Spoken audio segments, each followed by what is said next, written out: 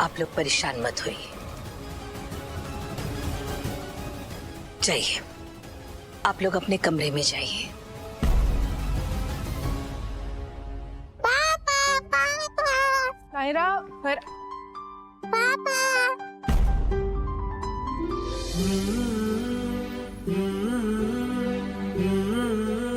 मम्मा, पापा किधर है? पापा अब तक आए क्यों नहीं? वैसे कहाँ चले गए हमारे पापा? हमें ना उनकी बहुत ज्यादा वाली याद आ रही है। कितने दिन हो गए उनको देखे हुए। बताओ ना कब आएंगे वो? बेटा, आपके पापा वो नायरा, पापा ना बहुत दूर गए हैं। दूर गए हैं? तो फिर बहुत देर से आएंगे ना? कोई बात नहीं, जब तक पापा नहीं आ जाते तो हम पापा के फोटो से ही बात करके काम चला लेंगे। नायरा, आओ, हम आपको बाहर घुमा के आते हैं।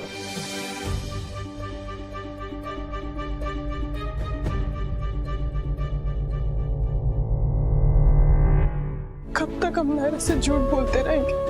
कब तक उसे झूठी उम्मीदें देते रहेंगे कि उसके पापा लौट कर आएंगे? दिव्या जी, आप पे क्या बीत रही है मैं समझ सकती हूँ, लेकिन आपको अपने आप को संभालना होगा अपनी नायरा के लिए। नायरा भी बच्ची है, हम उसे बहला लेते, जैसे जैसे वो बड़ी होती जाएगी उसके सवाल भी बढ़ते जाएंगे, हमारे जवाब खत्म होते जाएंगे। जी आप सही कह रही है, लेकिन हम नायरा के मासूम दिल पे इतना बड़ा घाव कैसे दे सकते हैं? फूली, लेकिन कब तक? ये क्यों नहीं समझ रही है कि चलो हम तो नायरा से झूठ बोल लेते हैं, उसे झूठी उम्मीद दे देते हैं, लेकिन बाहर वाले किस किस से बचाएंगे हम उसे? कभी किसी रोज किसी बाहर वाले ने आकर नायरा को सच्चाई बता दी तो उसका दिल भी टूटेगा और उसका विश्वास भी।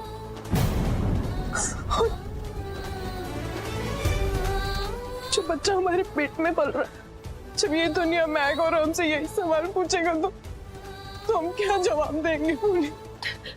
दिव्या जी, आप संभालिए खुद को, आइए इधर। दिव्या जी, संभालिए खुद को। देखिए, ऐसे रोने से तो मुश्किल हल ना होगी ना। अगर आप हिम्मत हार जाएंगे तो आपके बच्चों का क्या होगा? आपके ऐसे दुखी रहने से आपके होने वाले बच्चे पे बुरा असर पड़ सकता है ना।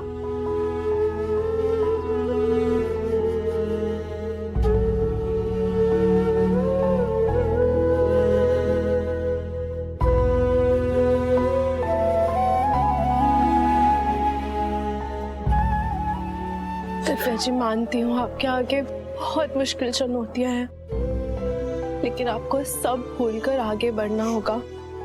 आपको भगवान पे भरोसा रखना होगा। अगर अजय जी ने ये सोच लिया होता कि उनके पापों का असर उनके बच्चों की जिंदगी पर भी पड़ेगा तो वो कभी गलत रास्ते पर नहीं जाते। वो कहते हैं ना, जब बच्चे बड़े होते हैं तो वो अपने पिता की छवि अपनाते हैं। हम ईश्वर से प्रार्थना करेंगे कि हमारी बच्ची अपने बाप की कोई आदत ना डाले, उनके जैसे ना बने। इस फूली से बदला लेते लेते थारे पर तो ध्यान ही नहीं दिया मैंने दिव्या बहन ने। इससे पहले कि बात आगे बढ़ जाए, थारे बारे में भी सोचना होगा। हम तुम्हें उनके जैसा नहीं बनने देंगे, कभी नहीं।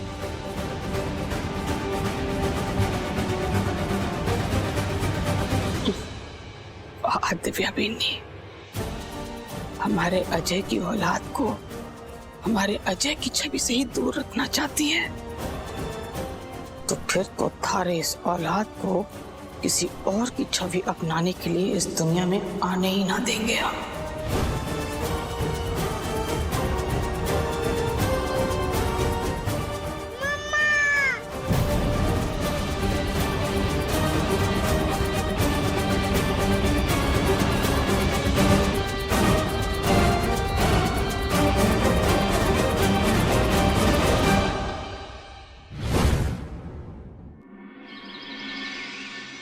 कहाँ हैं आप? हम यहाँ पहुंच गए हैं, गेट पर इंतजार कर रहे हैं आपका। घम्मा खड़ी, हमारा मंगवाया नुस्खा।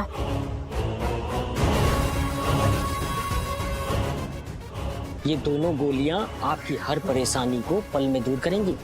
जिस गर्भवती महिला को आप हानि पहुंचाना चाहती हैं, उसे ये दोनों गोलियां पीस कर खिला दीजिए। इसका स्वाद गरम मसाले की तरह होगा। बस एक बार इन गोलियों का मिश्रण उस महिला के पेट में गया तो समझिए काम पूरा हो गया।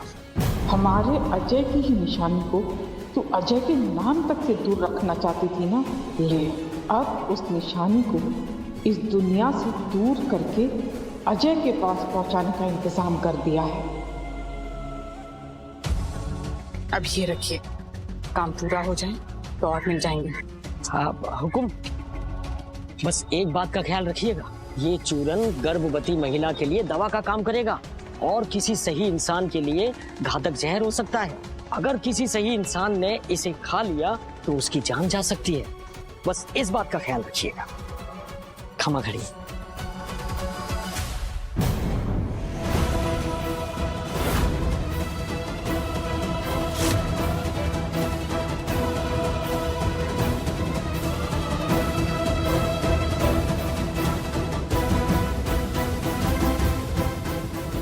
मासा वो भिखारी चले गए, हम उनके लिए पैसे लेकर आए थे देने के लिए। अच्छा वो, हाँ हाँ, वो आपके बच्चे के नाम से जो दान करना था वो हमने कर दिया। आप अंदर जाइए।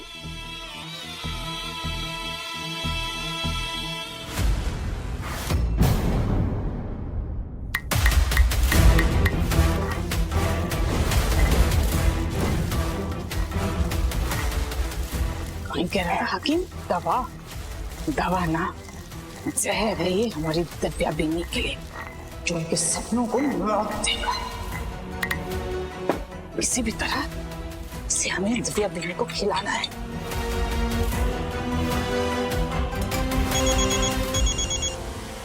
विजय कुमार सा, विजय कुमार सा, कैसे? विजय कुमार सा, वो सिग्नल की दिक्कत हो रही है शायद। एक मिनट, हम बाहर जाके बात करते हैं आपसे। एक मिनट ठहरिएगा, कट नहीं कीजिएगा, रुकिए।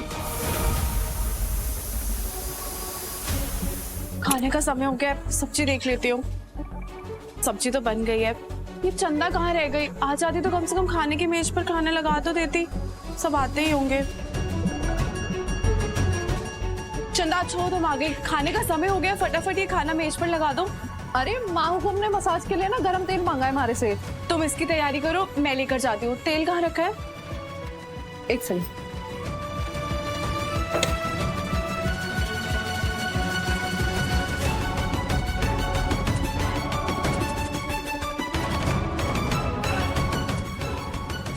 कटोरी देना। हाँ, ये कटोरी में क्या है? हमारे को ना ये गरम मसाला लग रहा है, मैं ना सब्जी में डाल देती हूँ, इसका ना टेस्ट बढ़ जाएगा। है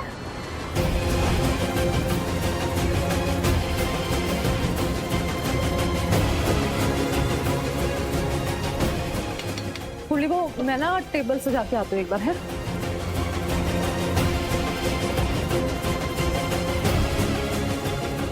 हाँ को मैं इंतजार कर रहे होंगे, फटाफट जाते हो।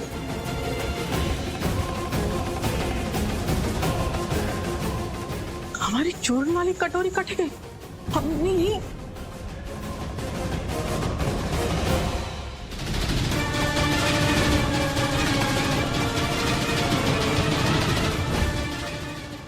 वो जो कटोरी लेकर जा रही थी, कहीं वो हमारी चूर्ण वाली कटोरी तो ना थी? कहीं वो ये बात सबको ना बता दे। क्या होगा?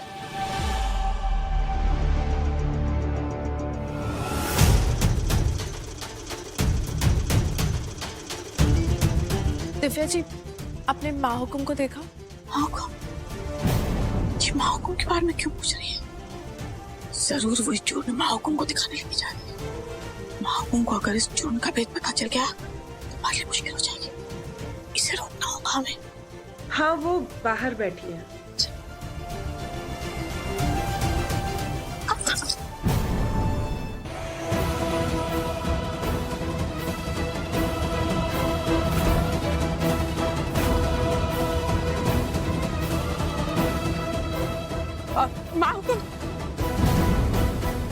माहुकुम, वो इस कटोरी में। माँ साहब, ये माहुकुम के पैर की मालिश का तेल है, आपको भी चाहिए क्या? हाँ, बस यही कहने आ रहे थे हम कि बिन्नी, हमारे पैरों में भी ना बहुत दर्द उठ रहे हैं, तो एक बार माहुकुम की मालिश हो जाए और अगर इसमें से थोड़ा तेल बच जाए तो हमारे लिए भिजवा दीजिएगा। जी कर लीजिए। इसमें तेल है तो फिर हमारा पिसा हुआ वो चूर्ण कहाँ है? समझ ही नहीं आ रहा, हमारी वो चूर्ण वाली कटोरी कहाँ गई? अरे कहीं किसी ने पानी में धो तो ना दिया? अटैक ही ना है तो फिर पटे गए। उस हकीम से फिर मंगवाना पड़ेगा हमें। स्मॉल ठकुराइन, आप अठेके कर रहे हो? आपको कुछ चाहिए था क्या? हाँ ना ना, कुछ ना।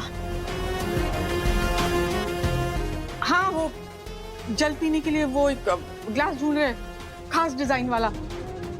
कोई नहीं, हम पी लेंगे।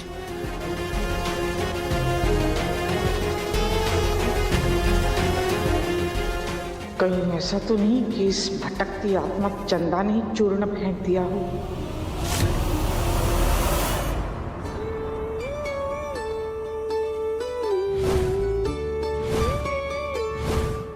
इस परिवार का सौभाग्य है जो हमें आप जैसी बीवी मिली।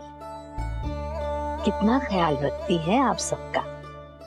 जाने कौन सा पुण्य किया था हमने जो हमें आप जैसी बहू मिली। माहुकुम, ये तो हमारा सौभाग्य है कि मैं इस घर का हिस्सा बनी।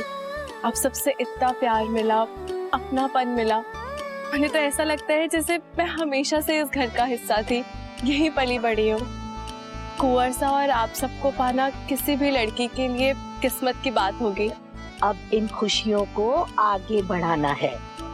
जल्द से जल्द कोई खुशखबरी सुनानी है आपको। अब देखो ना, गगन बना और आपकी शादी को कितना समय बीत गया। अब गगन बना और आपका दिया हुआ पोता हमारी गोदी में खिलाने का मन कर रहा है हमारा। दिव्या बीननी को देखो, नायरा है और दूसरा बच्चा होने वाला है।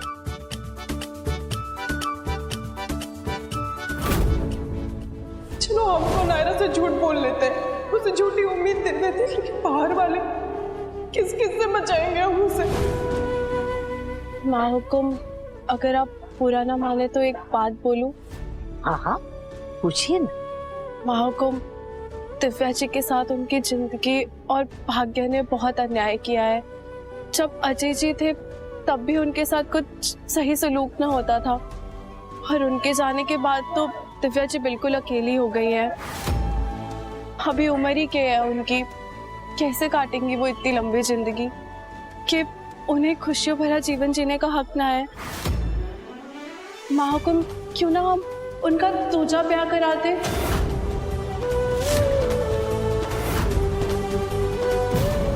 बावड़ी हो गई क्या? होश में तो है? आप जानते भी हैं कि आप क्या सोच रही हैं?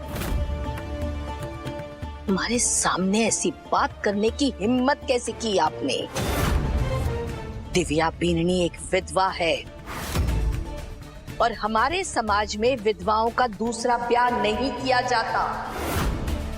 ध्यान रहे, आगे से हमारे सामने ऐसी बात ना कही जाए। माहुकुम,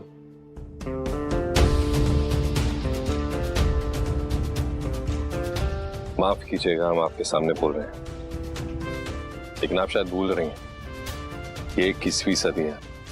वक्त बदल चुका है, लोगों की सोच, जरूरतें सब बदल चुकी हैं। अगर एक मर्द दूसरी शादी कर सकता है तो फिर एक औरत क्यों नहीं? उसे क्यों ऐसी सजा दी जाती है कि वो अपनी जिंदगी दोबारा शुरू नहीं कर सकती? हमें लगता है पुली एकदम सही कह रही है। हवेली हमारी है, सोच हमारी है और फैसले भी हमारे ही होंगे। अच्छा होगा कि आप लोग दोबारा इस बात का जिक्र हमारे सामने करने की हिम्मत ना करें।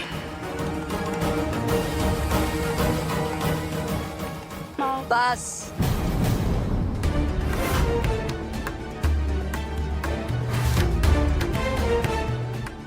अब आप लोग जा सकते हैं।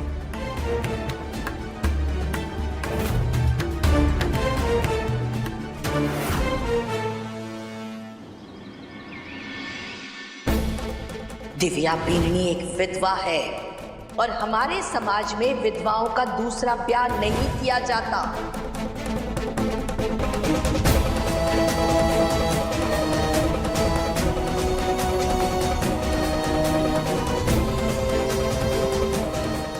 क्या वो पूरी अब से रो रही हो तुम?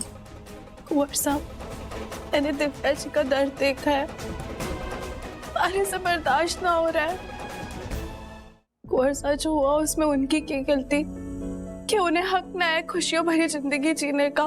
अजय भाई साहब ने भी हमेशा उन्हें दर्द ही दिए हैं, पर अब तो वो अपनी जिंदगी की नई शुरुआत कर सकती है ना। और हम अपने ही तो उनके बारे में सोचेंगे, कौन सोचेगा? तुम सही कह रही हो भोली। दिव्या का भाई होने के नाते उसकी खुशियों की जिम्मेदारी हमारी है।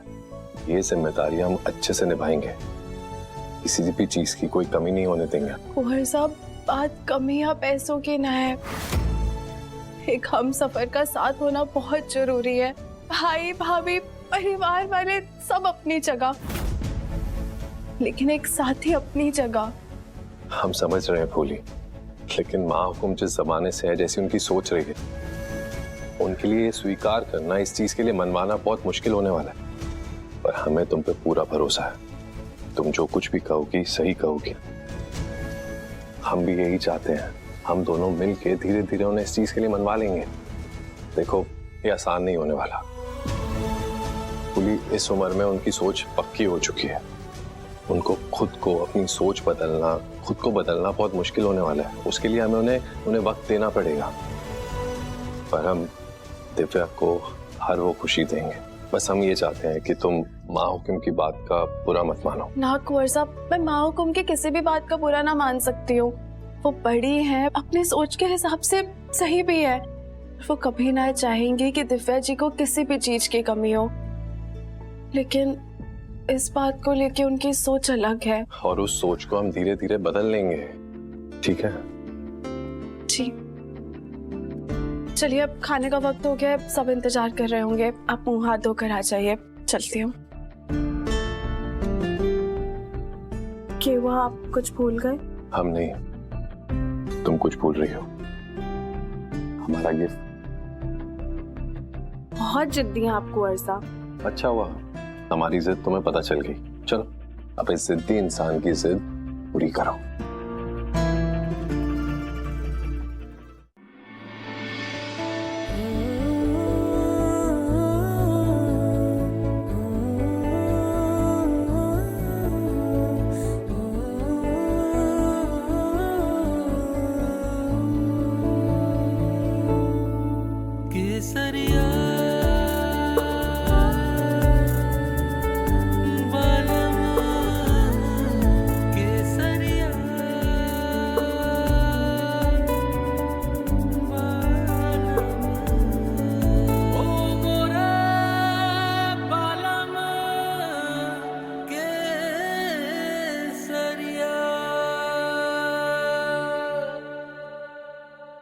स्मॉल बहू, खाने के लिए आ जाओ।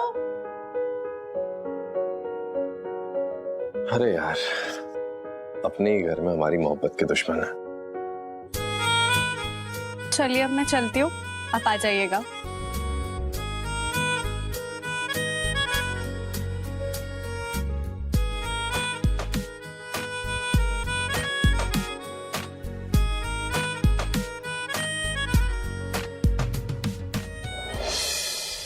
अरे सब्जी तो ठंडी हो गई, गरम कर देती हूँ।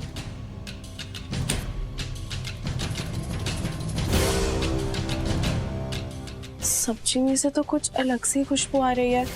चंदा ने कोई और मसाला डाल दिया है क्या सब्जी में?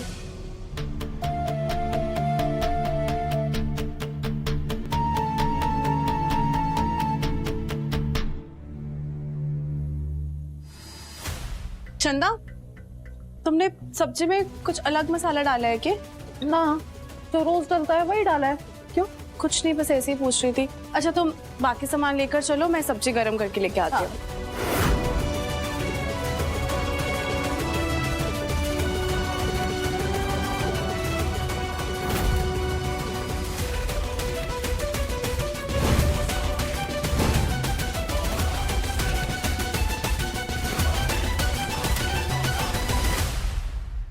नायरा चलो खाना खा लो। अगर आप खाना नहीं खाओगे तो फिर छोटे बेबी को प्रोटेक्ट कैसे करोगे? मम्मा हमें भूख नहीं है। नायरा इधर आओ, बैठो। आपको भूख नहीं लगी, लेकिन होने वाले बेबी को तो भूख लगी है।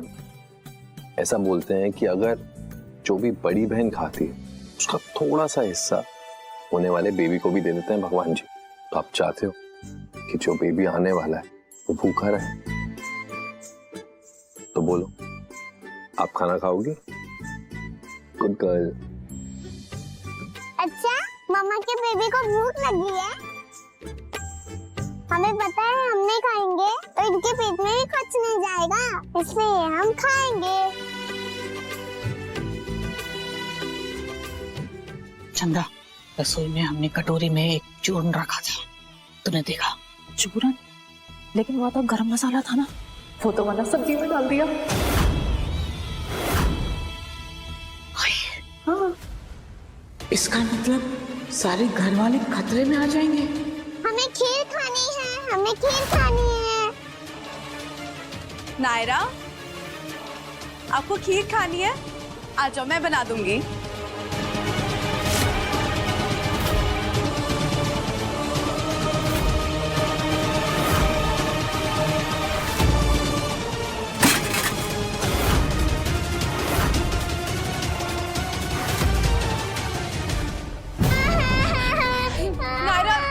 चुप चुप चुप बेटा, कुछ ना हुआ है। कि आपकी खीर ना थी ना, इसलिए गिर गई। मैं आपके लिए नई खीर बना दूंगी, हम साथ में खाएंगे। चंदा चल जा, साफ कर इसे। जा।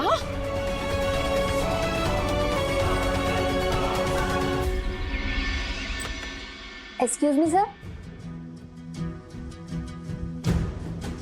सर, बाकी सारे पेशेंट्स में इम्प्रूवमेंट है, लेकिन पेशेंट नंबर 26 में अभी तक कोई भी इम्प्रूवमेंट नहीं है। तुम उसका टेंशन ना लो, सही वक्त आएगा तो ठीक हो जाएंगे।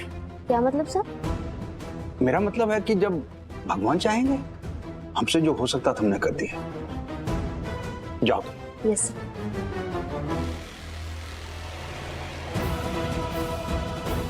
सर, ने बाकी सबकी फाइल तो अलग से रखी है, लेकिन इस वाले पेशेंट की फाइल ड्रॉअर में क्यों रख रहे हैं?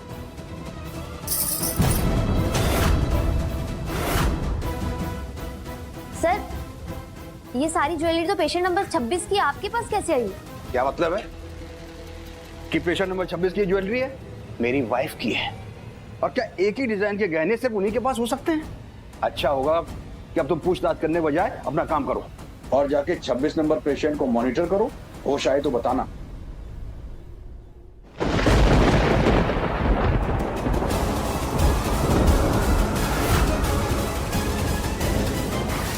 इनकी कुंडली देखने के बाद एक बात साफ साफ दिखाई दे रही है, अतीत का कोई दरवाजा खुला है।